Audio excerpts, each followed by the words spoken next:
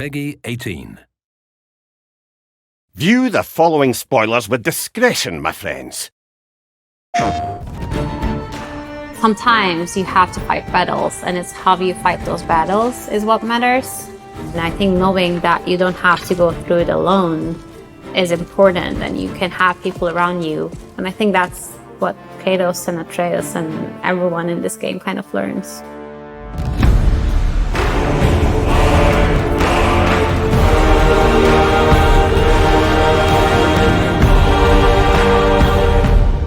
My name is Göksu. I am the AI lead and the narrative tech design co-lead on God of War Ragnarök.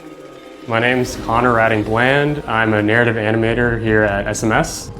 I'm Andrew Loyola, or Aloy, as some of my coworkers know me as, and I'm a QA lead on God of War Ragnarök. I'm Rajul Ramchandani. I'm a tech designer here at Santa Monica Studios. As a narrative animator, usually my primary job is to work on the cinematics for the game. My primary responsibility is to manage the test coverage that goes into a game of its size. I'm a technical designer, and what that entails is that we end up working on set pieces, little character moments around the level, gameplay mechanics. It almost feels like we are building a puzzle together, but we are also building all the pieces from scratch. And as a lead, one of my biggest roles is making sure we deliver what we promised to deliver at the end. Ready. In the previous game, there was almost no family to start with. There was Kratos, who was afraid to show his true self because of her past trauma to his son. And we watched them kind of build that relationship as the game goes on. And we kind of got to a point where they were father and son at the end. In this game, we've explored a lot about Atreus figuring out who he is, but he can't really do that without the people around him. It starts with just Kratos and Atreus, and as they build their relationship, as they are becoming this duo of who's always there for each other, they also bring in other people. They bring in Mimir, they bring in Brock and Sindri, and it's not just them. Like, as you go through the game, you see the Freyr Five, you see the Odin and his family. Kratos tries to protect Atreus as best as he can through training, through being a literal shield for him. But Atreus wants to get out there and figure out what he needs to do on his own. And throughout the entire game, they're just butting heads on, I need to do this myself, or no, this is not our business. We need to protect ourselves.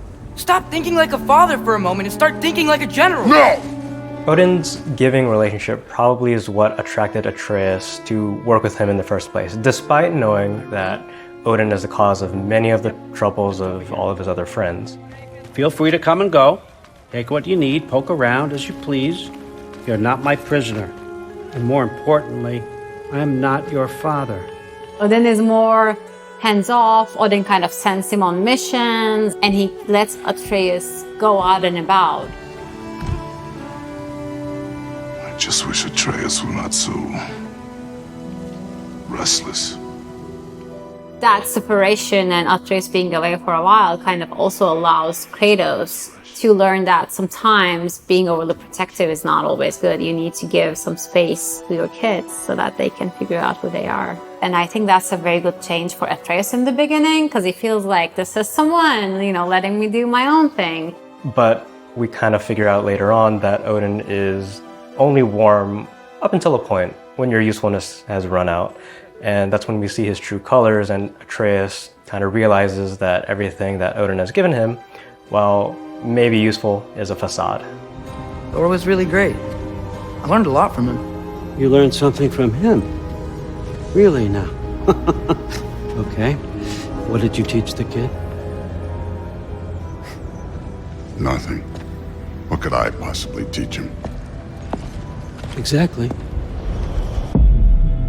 Found family as a theme started back in the first God of War in the Norse series. Mimir, towards the end of the last game, mentions that we couldn't really do it without help from Brock and Sindri and you, Atreus, and you, Kratos. The concept of found family means a lot to me, because all my family and my friends that I grew up with are back in Turkey. It was just me and my husband for a very long time. I think a lot of what this game talks to is about accepting each other and realizing that the people around you can be your family. We've gone through that. We've built our families through my coworkers in the studio who are my friends now. And I think that is what's happening in this game too. Whether it's Kratos, Mimir, and Atreus and Angrboda, or Brock and Sindri being your weird uncles, it's about accepting each other for who we are and realizing that those characters are all that they've got. Well, come on then. Let's get him something that fits at least. Kratos, he calls Mimir by his name instead of calling him head. That is a huge step up. He guides Kratos and Atreus pretty faithfully throughout the entire game, trying to see past their faults and challenging them whenever they have pretty poorly formed ideas. Kratos welcomes a lot of the help that Sindri and Brock offer without too much challenge. There's that found family and the growth of trust that we see throughout the entire game, a lot more than we did on the first God of War in the Norse series. Well, don't go getting too cheery about it. But with how Atreus' relationship is with Kratos in the beginning of the game and kind of how it develops in the first half, you start to notice that Atreus and Sindri become close. As Atreus kind of separates from his father, Sindri almost sort of becomes this other different father figure that's giving him advice and helping him out in a way that maybe Kratos would not do. As Atreus and Sindri form a strong bond, Kratos and Brock actually get to build a bond together. I find that pairing interesting because I think you get to learn a lot about Brock. Sindri and Brock, they're separated for pretty much most of the game, and then coming into God of War Ragnarok, they're together and they sort of let go of their past quarrels, and you really get to see that they've built a strong relationship. You mean we combine it with... That's right. And then when it'll go... Damn you, that's brilliant. Very well. The realm between realms is where Brock and Sindri live. Generally a safe haven for Kratos and Atreus. Player agency is something that we really care about in the realm between realms, whether it's getting a side quest from Ratatasker or just accounting for the various player behaviors. When you walk close to a companion that's hanging around in the house, whether it's the shop or Brock or Tyr just hanging around waiting for his food or Atreus sitting in his room. We want you to feel like you stumble upon specific character moments. This place is great, Sindri. You built it all yourself? You know it. Showing their personality as much as possible in these spaces to the player. So the animation teams kind of have to make sure that what they do is very much in character, breaking everything down and thinking in very much detail and making sure we have the tech to do so. Being locked up for so long, you forget how much joy lives in the little things. Another relationship that I think is interesting is the relationship between Kratos and Freya. Last game, you see them build this relationship and you even see Atreus look up to her as almost a mom. Now, beginning of this game, you have a very angry Freya chasing you. But through the course of the game, you kind of see them work through that and mend broken relationships and kind of come back stronger. I do not regret saving your life, and never will. But the choice between life and death should have been yours to make. I should not have robbed you of that choice.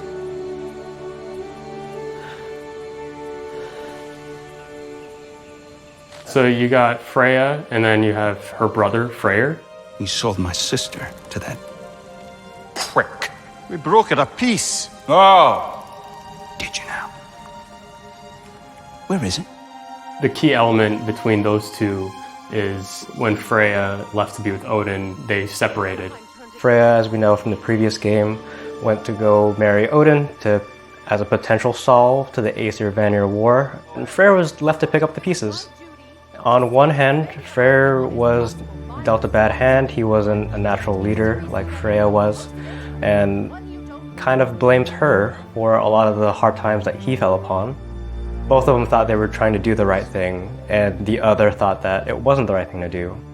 In this game, you kind of find out that Freya felt abandoned by Freyr, and you get to see those two come together and be a strong family again. abandon you. Oh, Freya. I mourned you.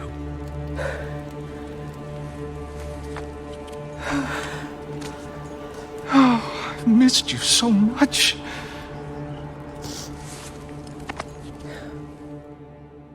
Like how Kratos and Atreus rely on their found family throughout the entire game, the people and development team at Santa Monica Studio, we're all there to support each other and really make the best game that we can make. I've had to move across the world essentially to a different country, and you end up being away from family a lot of the times, and your friends become your family. I think that's something I've hopefully have helped relate in the game as well.